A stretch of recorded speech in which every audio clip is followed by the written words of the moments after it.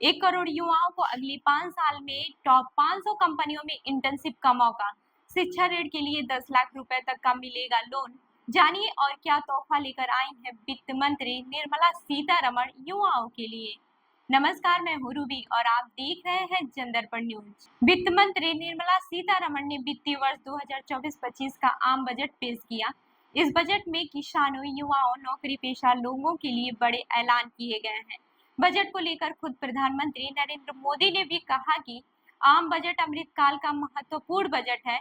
यह 5 साल के लिए हमारी दिशा तय करने के साथ ही 2047 तक विकसित भारत की आधारशिला रखेगा। वित्त मंत्री निर्मला सीतारमण ने बजट में सरकार की 9 प्राथमिकताओं को बताया, जिसमें पहला खेती में उत्पादकता, दूसरा रोजगार और क्षमता विकास, तीसरा समग्र मानव संसाधन विकास और सामाजिक न्याय, चौथा विनिर्माण और सेवाएं, पांचवा शहरी विकास, छठवां ऊर्जा सुरक्षा, सातवां अधोसंरचना, आठवां नवाचार, शोध और विकास, नौवां अगली पीढ़ी के सुधार। आपको बता दें कि वित्त मंत्री निर्मला सीतारमण ने अपनी बजट भाषण में कहा कि सरकार 1 करोड़ युवाओं को अगली 5 साल में टॉप 500 कंपनियों में इंटर्नशिप का मौका देगी। यह इंटर्नशिप 12 महीने के लिए होगी। इसमें युवाओं को कारोबार के वास्तविक माहौल को जानने और अलग-अलग पेशों की चुनौतियों से रूबरू होने का मौका मिलेगा। इसके तहत युवाओं को हर महीने 5,000 रुपए का भत्ता भी दिया जाएगा। यही नहीं, उन्हें एक मुश्त मदद के रूप में 6,000 रुपए दिए जाएंगे। कंपनियों को अपनी कॉर्पोरेट सामाजिक उत्तरदायित्व के तहत प्रशिक्षण का खर्च और इंटर्नशिप की 10% लागत को वहन करना होगा। दरअसल सरकार की 9 प्राथमिकताओं में से एक है रोजगार और कौशल विकास। इसके तहत पहली बार नौकरी करने वालों को बड़ी मदद मिलने जा रही है। फार्मल सेक्टर में पहली बार नौकरी की शुरुआत करने वालों को 1 महीने का वेतन दिया जाएगा। यह वेतन डायरेक्ट बेनिफिट ट्रांसफर के जरिए किस्तों में जारी होगा। इसकी अधिकतम राशि 15,000 रुपए होगी। ईपीएफओ में पंजीकृत लोगों को यह मदद मिलेगी। योग्यता सीमा 1 लाख रुपए प्रति माह होगी। इससे 2.10 करोड़ युवाओं को फायदा होगा।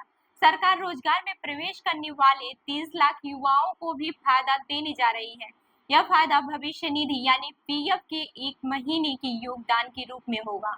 वित्त मंत्री ने आगे कहा कि हमारी सरकार प्रधानमंत्री पैकेज के हिस्से के रूप में रोजगार से जुड़ी प्रोत्साहन योजनाओं के लिए 3 योजनाएं लागू करेगी। ये ईपीएफओ में नामांकन पर आधारित होगी और पहली बार काम करने वाले कर्मचारियों की पहचान और नियोक्ताओं को सहायता पर ध्यान केंद्रित करेगी। वहीं सरकार देश के उच्च शिक्षण संस्थाओं में शिक्षा के लिए आर्थिक मदद देगी।